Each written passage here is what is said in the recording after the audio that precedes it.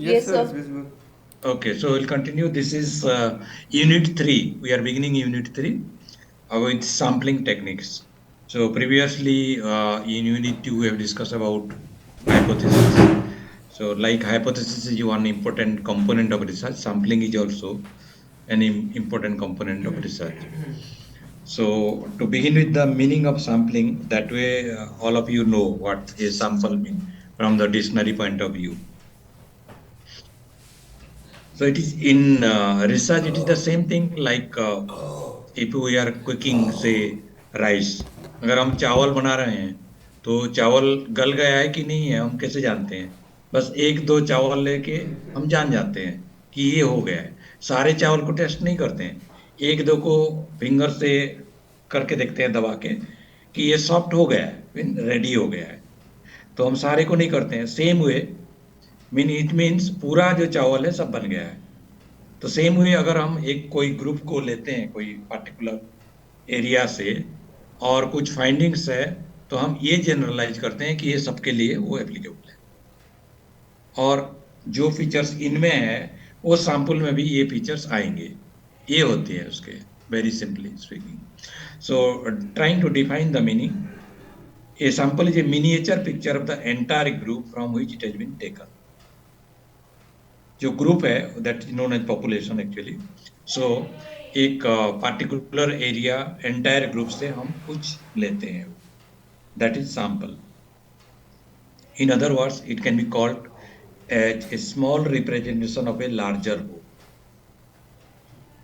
पूरे इंडिया से कहीं अगर हम स्टडी कर रहे हैं तो सारे कंट्री से नहीं लेते हैं, हर एक स्टेट से कुछ कुछ लेंगे, मेल फीमेल जो हमारे सैंपल होंगे।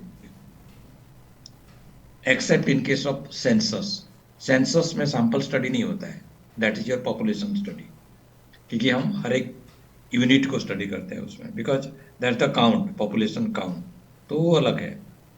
सो the entire group from which the sample has been taken is known as a population. तो जो हमारा सेंसस है that is a population study, not a sample study. But in otherwise most cases the studies are sample study. So it is a representation as much as possible of the entire group in all its characteristics.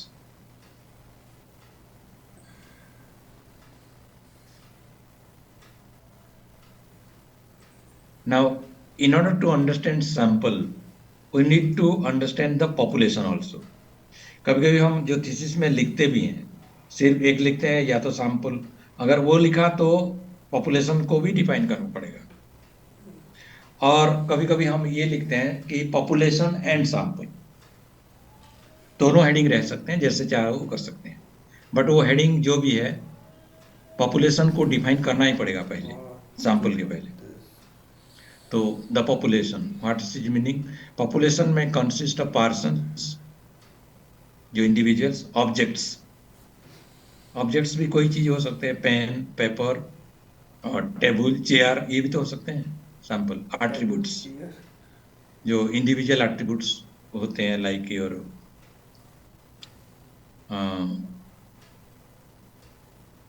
In terms of से psychological characteristics, attributes like intelligent, high performer, low performer, ये सब attributes हैं इसमें। individual, high self esteem level, low self esteem level, there are different attributes we have.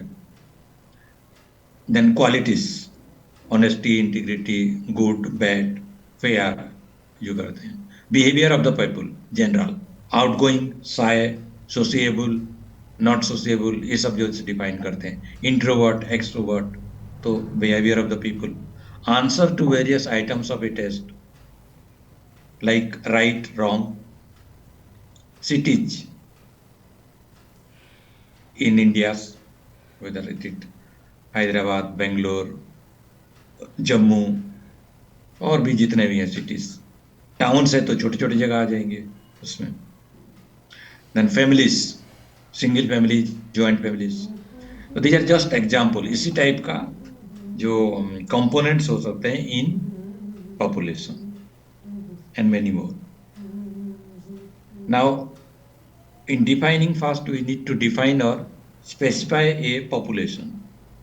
So that when we try to define, it is fixing the limits in terms of one or more of its various aspects, which depends on the nature and scope of research in mind. So depending upon study, हम जिस area पे study कर रहे हैं उसके define करते हैं. Very simple. अगर कोई डिस्ट्रिक्ट को लिखते हो तो डेफिनेटली लिखोगे कि the district in the state of so and so.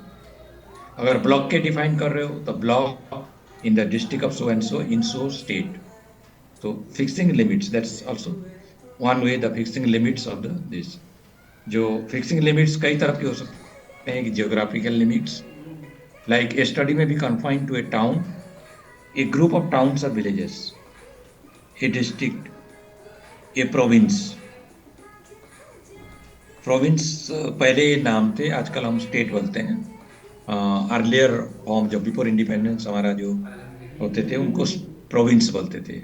Different हमारा जो स्टेट्स होती हैं आजकल हम स्टेट्स बोलते हैं. तो डिफरेंट प्रोविंस, स्टेट, कंट्री और द होल वर्ल्ड. जो कंपैरेटिव स्टडीज होती हैं या फिर बाय इंटरनेशनल बॉडीज, उसमें डिफरेंट होल वर्ल्ड को भी स्टडी हो सकता है.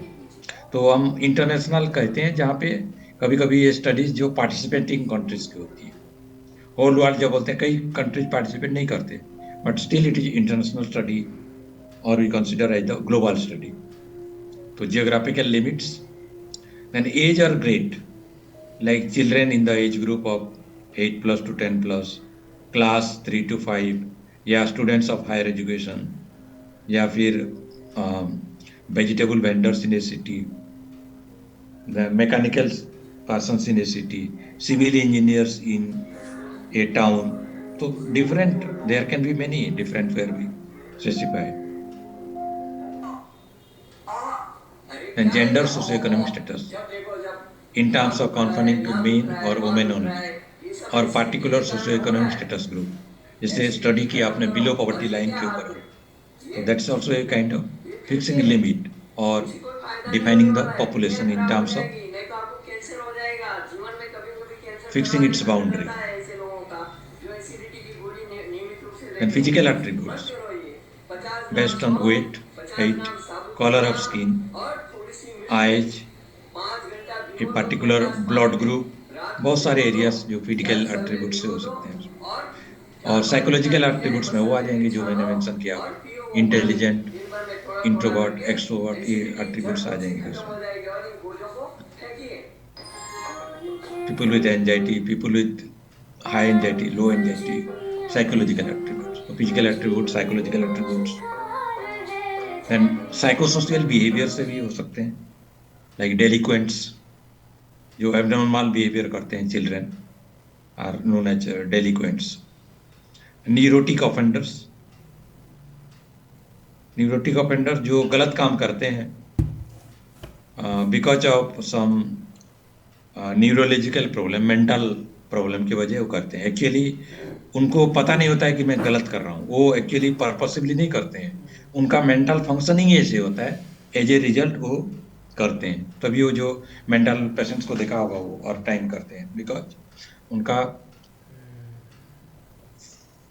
जो मेंटल लेवल या फिर वो बिकॉज ऑफ जन्म से या फिर बाद में कुछ बिकॉज ऑफ सम फैक्टर्स ये होती हैं. तो neurotic offenders, normal hospitalized people, successful candidates in a particular examination, particular job, prize winners in sports, different type of बहुत सारे जो हो सकता है जो psychosocial behavior से भी हम हो सकते हैं. तो these are some examples where we define the population in terms of its characteristics.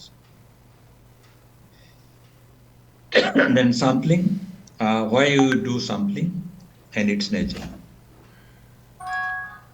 Like sampling comprises a small proportion of individuals or items of the study from a larger group called population. ठीक है, it represents a small group. Then the number of respondents, ये different terminologies आएंगे sampling की, and then वो आप उसका जो differentiation है try to make out है.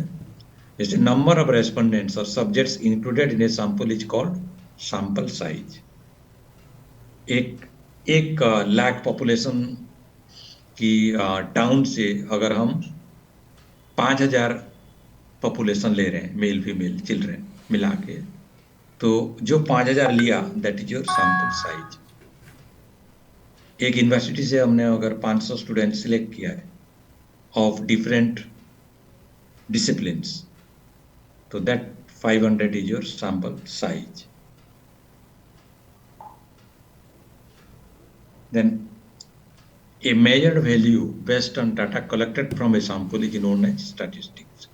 अगर सैंपल से कोई mean, median, standard deviation, correlation निकाला है तो उसको हम स्टैटिस्टिक बोलते हैं, नॉट स्टैटिस्टिक्स है। स्टैटिस्टिक्स एक फील्ड ऑफ स्टडी हो गया। ये जो कोई भी डेटा निकालते हैं जो कि सैंपल बेस्ड है उसको हम स्टैटिस्टिक्स बोलते हैं, स्टैटिस्टिक। और सेम थिंग जब हम पॉपुलेशन से लेते हैं that is known as parameter. A population value inform from the statistic is known as parameter. तो अगर हम पूरे इंडिया की सेंसस से लेके हम जब एक निकालते हैं लिटरेसी परसेंटेज ऑफ इंडिया से और below poverty line people census report से, तो पूरा पॉपुलेशन से हुआ ना, तो दैट इज पैरामीटर। लेकिन अगर हम वही चीज एक स्टडी से करते हैं कि what is the below poverty line of से इन उत्तर प्रदेश, और हम डिफरेंट डिस्ट्रिक्ट, सारे डिस्ट्रिक्ट भी नहीं, डिफरेंट डिस्ट्रिक्ट से of different regions proper representation दे के वो उसके मीन निकालते हैं या बिलो पॉवर्टी लाइन निकालते हैं, then that is your statistics. ये डिफरेंस है स्टैटिस्टिक्स एंड पैरामीटर। फिर जो स्टैटिस्टिक्स से जब हम होता है फिर हम उसको जनरलाइज करते हैं और स्टेट करते हैं, और पैरामीटर को हम फाइंड आउट करते हैं। अगर 4 जोन को यूपी के बांटते हैं, मीन ऑलरेडी अवेलेबल है 4 जोन या 5 जोन, सेंट्रल को भी ले लो, और वहां से स्टडी किया कि कितने हमारे लोग बिलो पॉवर्टी लाइन पीपल आज एज कर दी, तो जो परसेंटेज आया, से फॉर एग्जांपल वहां 14% people are found below poverty line still in Uttar प्रदेश।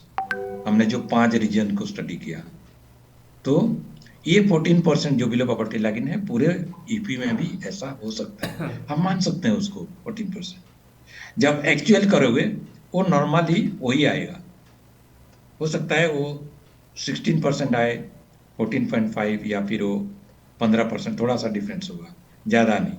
तो एज एन इंडिकेटर जो 14% हमने स्टेट किया in the context of UP Uttar Pradesh, that's your parameter.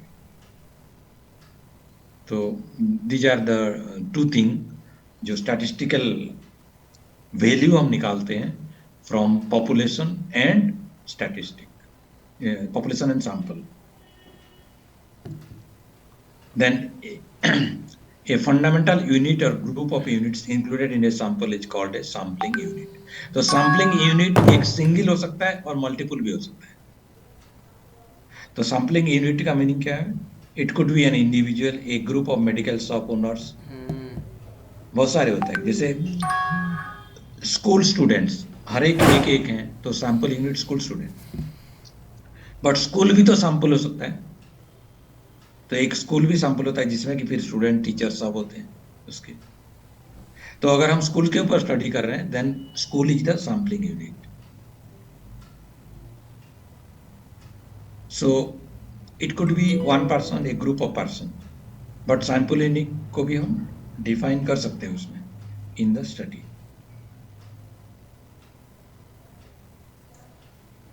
Then a list containing all sampling units is called a sampling frame। Sampling frame इसको बोलते हैं जहां पे हमारे डेफिनाइट नंबर और लिस्ट अवेलेबल है।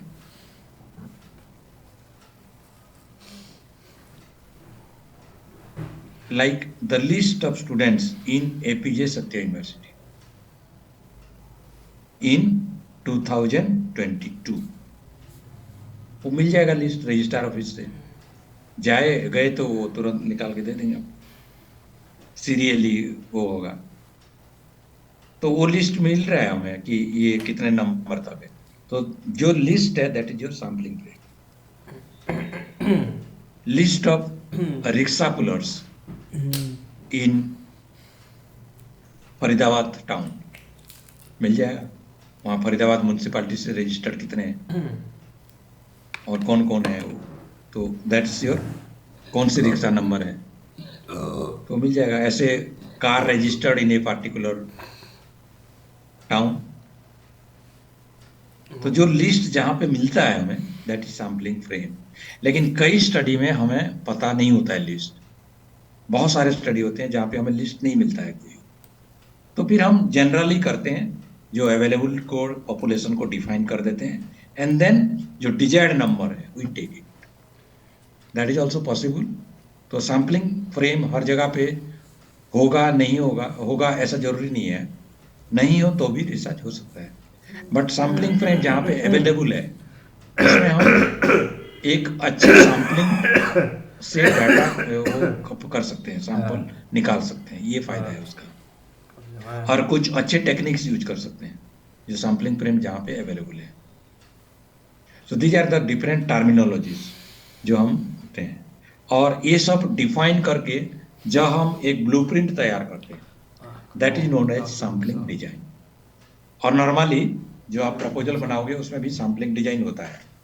अगर हम स्टडी कर रहे हैं हरियाणा से तो ऊपर आएगा, ऊपर अपना स्टडी हरियाणा कंप्राइजिंग जो डिफरेंट डिस्ट्रिक्ट्स का चार्ट दोगे, या रीजन 4 रीजन है तो 4 रीजन का दे दिया। फिर उसके अंदर डिस्ट्रिक्ट, ऐसे फ्लो चार्ट करके करते हैं और एक डिजाइन। तो कहीं ना कहीं सैम्पलिंग डिजाइन होता है उसका वो। सो जो ब्लूप्रिंट तैयार करते हैं that's your known as sampling design.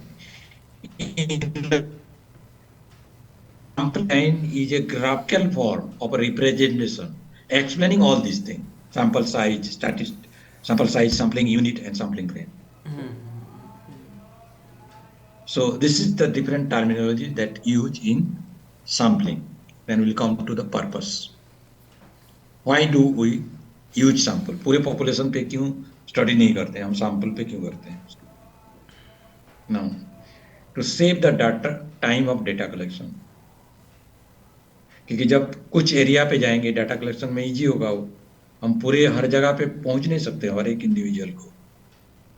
और अगर पहुंचते हैं स्टडी पॉसिबल भी है तो 1 साल लग गया। तो 1 साल में डाटा करेंगे तो फिर वो इन बिटवीन इतने चेंजेस आ जाएंगे कि डाटा ही आपका तब बढ़ गया होगा या घट गया होगा। तो पॉपुलेशन की कैरेक्टरिस्टिक्स ही चेंज हो जाएगा। तो तभी हमें सैंपल पे स्टडी करना पड़ता है। Then to reduce the cost of data collection and processing, data भी नंबर कम हुआ तो प्रोसेसिंग भी इजी होगी, टेबुलेशन। आजकल तो कंप्यूटर में हो जाता है। जब नहीं था कंपुलेटर तब तो बहुत मुश्किल होता था ना उसमें। So this is another purpose to reduce the cost of data, to reduce possibility of non sampling error by increasing accuracy of result. जब हम सैम्पलिंग के ऊपर स्टडी किए हैं कई एरर आते हैं उसमें, तो नॉन सैम्पलिंग एरर की भी रिड्यूस होता है। मान लो कि पूरे पॉपुलेशन में स्टडी कर रहे हो तो वहां पे डाटा कलेक्शन करने गया तो उस फैमिली जहाँ पे आपका डाटा कलेक्ट करना था वो गए हैं कहीं घूमने, कोई नहीं मिला तो वो रिप्रेजेंटेशन में आया नहीं। या किसी को मिला जो डाटा गलत बोल दिया, तो वो टाइप होता है नॉन सैम्पलिंग एरर। आपने डिसाइड तो किया है सैम्पलिंग में but as a result of others data में इनसफिशियंसी आई, एज ए रिजल्ट का एक्यूरेसी में फर्क पड़ सकता है। बट सैम्पलिंग में कम एरिया पे जाके करेंगे तो वो फिर अगर प्रॉपर रिप्रेजेंटेशन से सैम्पलिंग लिया हुआ है it will bring out accuracy of result.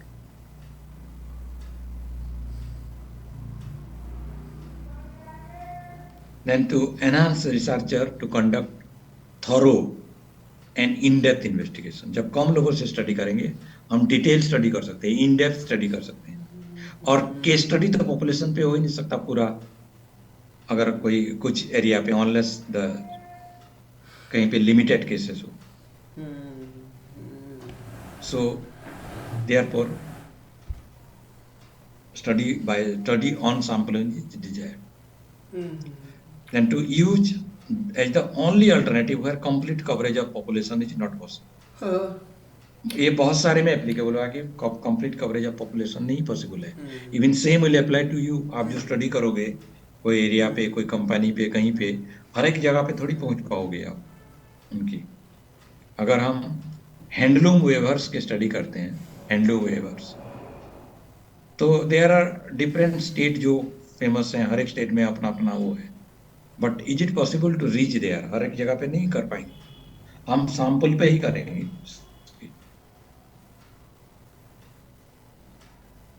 तो हमारा ऑल्टरनेटिव ही है कि the study can be possible only on sun. So there is no alternative. Complete coverage possible ही नहीं है. So these are where therefore the sampling. So जब हम कोई रिसर्च करते हैं सैम्पलिंग बेस पे, तो that is okay and that is advisable also because of these reasons. Now characteristics of a good sample. There are two major characteristics and ये दोनों आपके you always remember, you must keep in mind कि ये difficult नहीं है जानने के लिए. These two things, these are the two major criteria of sampling. Good sampling mean ये fulfill होना जरूरी है even in your study. तो first is representativeness. A representative sample is a miniature or replica ideally in all respects of the population from which it has been drawn. It should apply at least to the characteristic directly under investigation. Although हमारा जो जिस topic है उसका relate करके हम देखते हैं कि ये रिप्रेजेंटेटिव है भी या नहीं है. तो अगर हम हरियाणा से ले रहे हैं एक सैंपल, तो हरियाणा का कैरेक्टरिस्टिक्स क्या है? फार्मर्स, लॉट ऑफ, तो फार्मर पॉपुलेशन होंगे, मेल भी होंगे, फीमेल भी होंगे, फिर यूथ भी होंगे.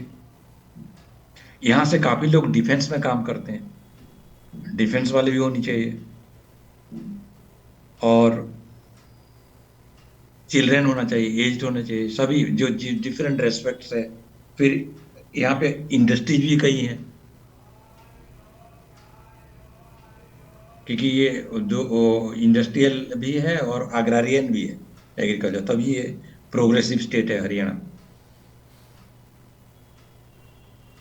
सो वो देखना है हमें रिप्रेजेंटेटिव की जब करेंगे. और लेकिन हम नॉर्मली जो स्टडी पे कर रहे हैं उसके रिलेटेड देखना है कि आप वो रेफरेंट कर रहे हैं कि नहीं in terms of different characteristics of the population. Secondly, when we do practically, हर एक कैरेक्टरिस्टिक्स को रिप्रेजेंट करना मुश्किल होता है, बट जो मेन है you have to see it. अगर हम फार्मर्स के ऊपर स्टडी कर रहे हैं तो certainly you will include farmers जो आपकी हाई ग्रोइंग एरिया है. अगर हम हरियाणा की बात कर रहे हैं for example, high growing area है लाइक योर करनाल, कुरुक्षेत्र, ये इस एरिया से rice, basmati rice and other जो एक्सपोर्ट्स भी होते हैं, तो ये हो गया. हम फिर फार्मर्स की बात कर रहे हैं तो एट द सेम टाइम जो एरिया पे नॉन इरिगेटेड एरिया है, भिवाड़ी, महेंद्रगढ़, वो एरिया को भी कवर करना है. फिर जहां पे फार्मिंग बहुत ही पुअर है, जो डिस्ट्रिक्ट नू है, वहां से भी लेना है. नहीं तो कैसे रिप्रेजेंटेटिव होगा फार्मर्स की? फिर उनके सुनेंगे तो वो हरियाणा के फार्मर्स के ऊपर जो हम चाह रहे हैं वो होगा. That is what is meant by representativeness. अगर हम उसके कैरेक्टरिस्टिक हम फार्मर्स की है, तब फिर हम उनके फार्मर्स एंड फार्मिंग के रिलेटेड है, तो उनको हम नहीं देखेंगे कि उनके घर में कितने कंज्यूमर ड्यूरेबल्स है और क्या है. हम रादर देखेंगे कि किसी घर में ट्रैक्टर है या नहीं है, वो उसके सेकेंड पॉइंट है. It should apply to at least characteristic directly under investigation. हम ये नहीं देखेंगे कि किसके घर में वो कार है. अगर हम फार्मर्स की फार्मिंग रिलेटेड की कर रहे हैं, रादर वो इंपॉर्टेंट है, उनको वो देखेंगे कि कितना ऑर्गेनिक फार्मिंग करते हैं, कितना नहीं करते हैं, कितने घर में भैंस है, वो इंपॉर्टेंट है, ना कि कितने की घर में कार है। तो हर एक में जो स्टडी करते हैं, आपकी नेचर ऑफ स्टडी क्या बोल रहा है, उसके ऊपर वो कितने रिप्रेजेंटेटिव है, क्योंकि ऐसे कैरेक्टरिस्टिक्स तो बहुत सारे हैं, कितने रिप्रेजेंट करेंगे। So that is what is meant by representativeness. Second factor is your adequacy. Adequacy mean number. वो सैंपल साइज थोड़ा इतने होने चाहिए कि हम उसके ऊपर डिपेंडेबल हैं। हम हरियाणा के पूरा स्टडी करेंगे और एक पूरे हरियाणा का अगर कर रहे हैं तो 500 फार्मर्स को स्टडी कर रहे हैं, ऑल्दो डिफरेंट रीजन, फिर भी ये बहुत ही छोटा है। तो एटलीस्ट अगर आप हम तो से मान लो 5,000 तो लोगे उसके फार्मर्स, अगर हरियाणा की बात करेंगे 500 सैंपल अगर तब होगा अगर हम पलवल डिस्ट्रिक्ट से कर रहे हैं, तब हो जाएगा। तो इट डिपेंड्स अपन कि आप कहाँ पे स्टडी कर रहे हो। तो in that factor is it adequate, ये कुछ ज्यादा है, नंबर सफिशिएंट है। तो adequacy mean sufficiency. An adequate sample is one that is sufficient size to allow confidence in the stability of characteristics, ताकि हम माने कि वो जो कैरेक्टरिस्टिक जो रिप्रेजेंटेशन है वो रिप्रेजेंट करते हैं। तो अगर ये दो फुलफिल हो जाते हैं तो फिर हमारा रिजल्ट अच्छा होगा। तो व्हेन यू जस्टिफाई और select sample, right about in your methodology, sample के बारे में लिखोगे तो you have to specify, examine and write and justify, ये चीजें लिखना है आपको। Justify how is it representative and whether the sample size is adequate enough in your study. So that way it is representative. Okay.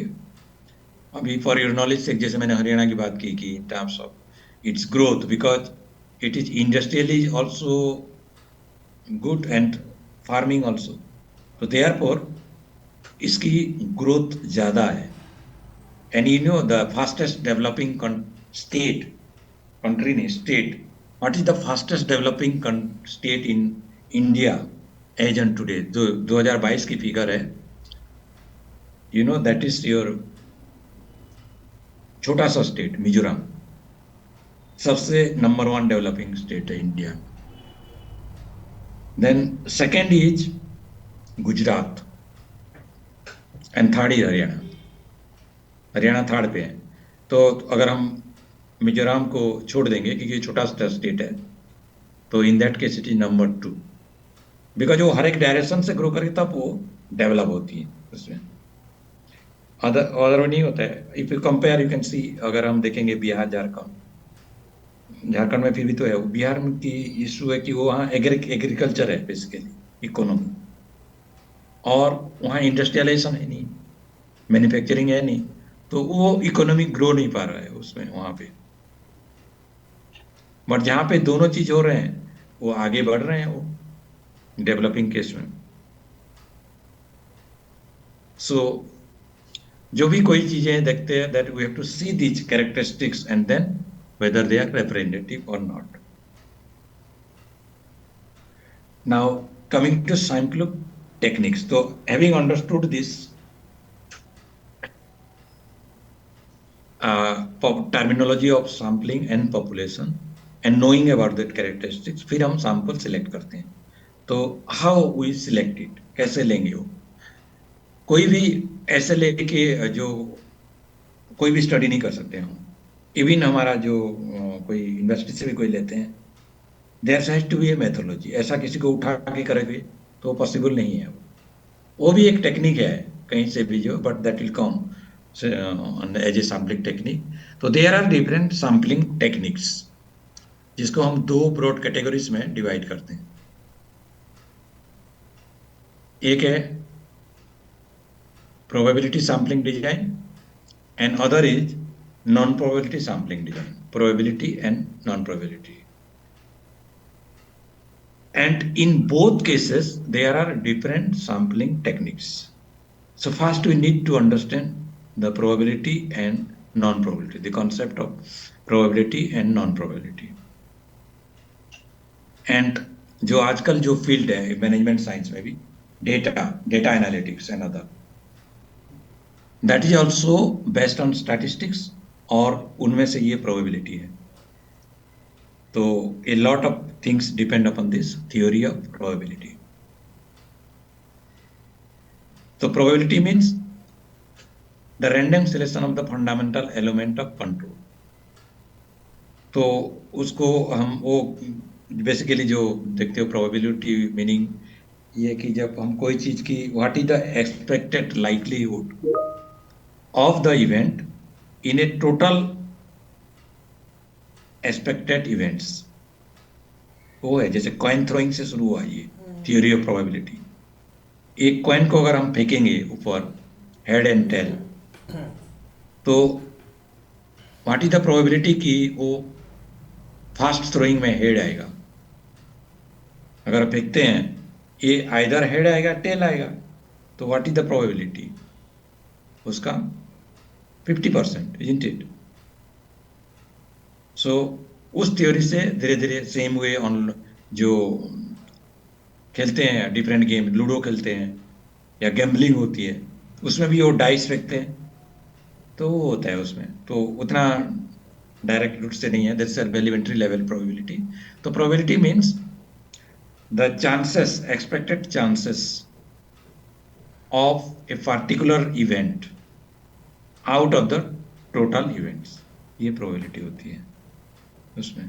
तो एक बार फेंक रहे हैं ना, एक बार फेंकेंगे तो probability of getting head is 50%. Same way the probability of getting tail is also 50%.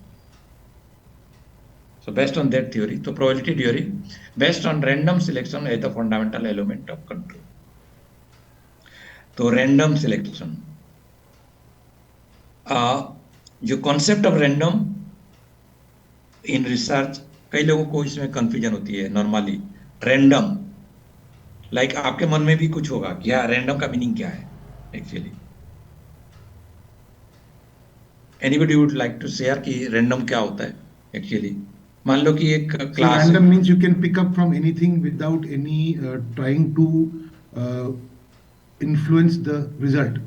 You can, like if you open a dictionary at any page, so it's a random opening. But if you are looking for a particular word, then it is a specific search. But if you are opening any page, just any page and reading whatever is on the right hand side, then it becomes random.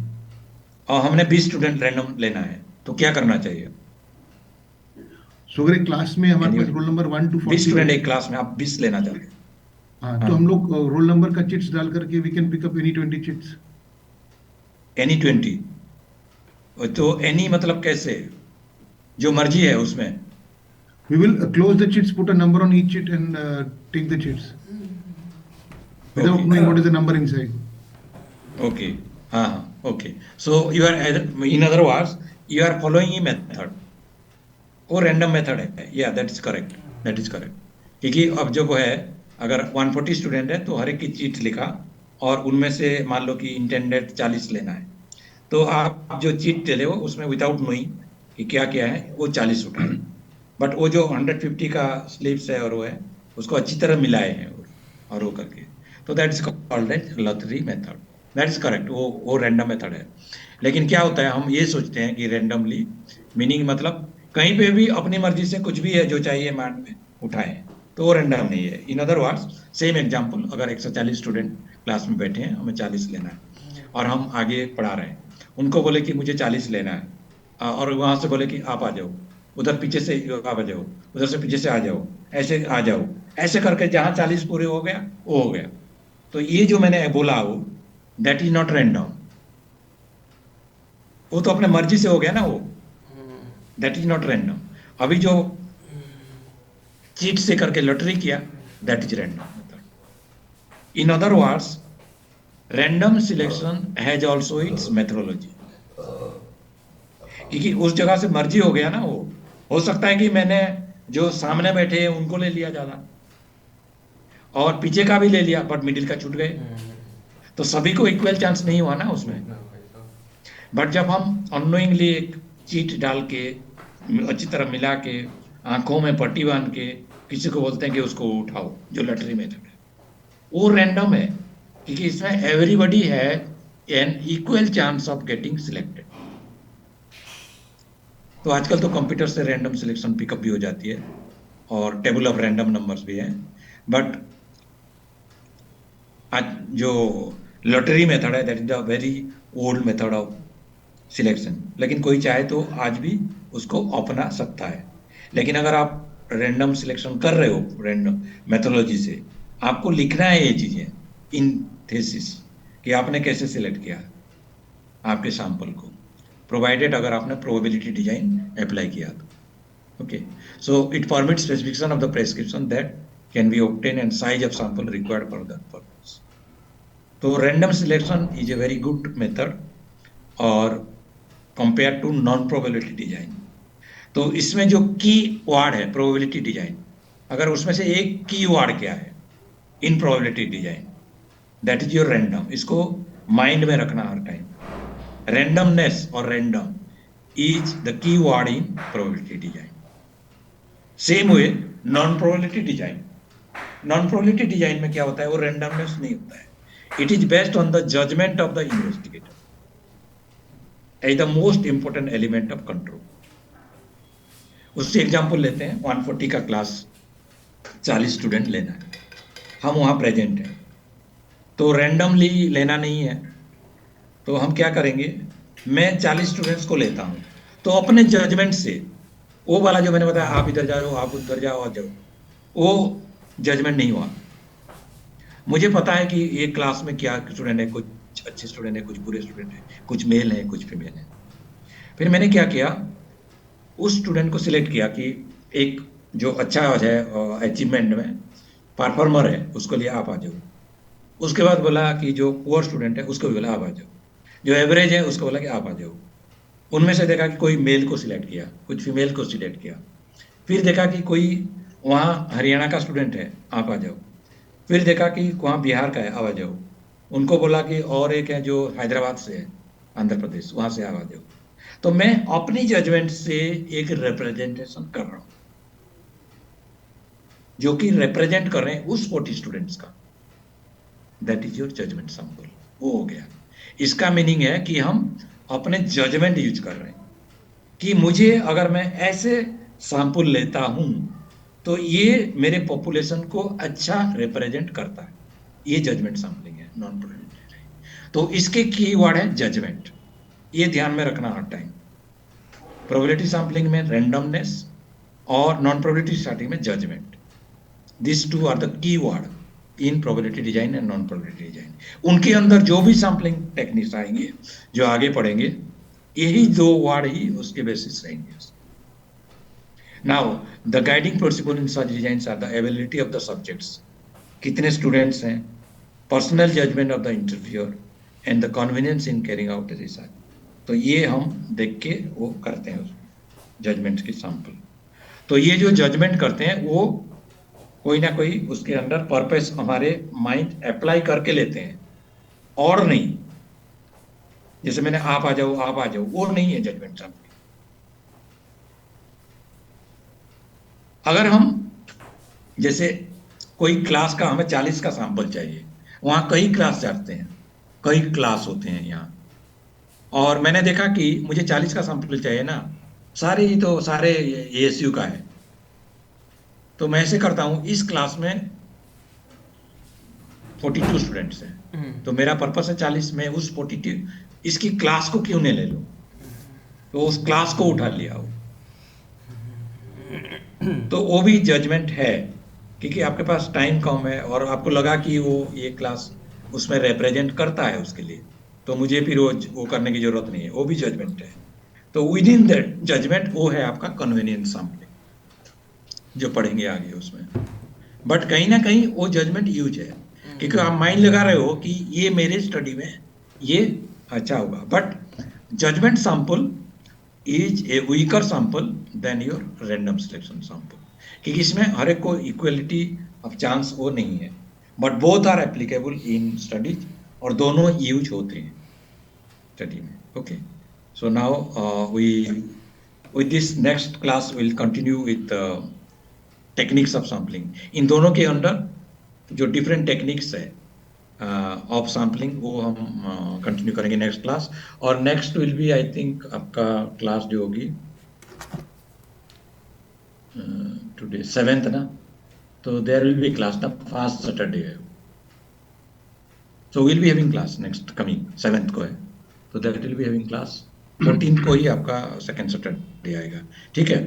Now Sir, just one हाँ, question. I yes joined yes, about 5-6 minutes late. वो attendance का आप मैंने कैसे? ले लिया, नाम बताओ, मैंने जो भी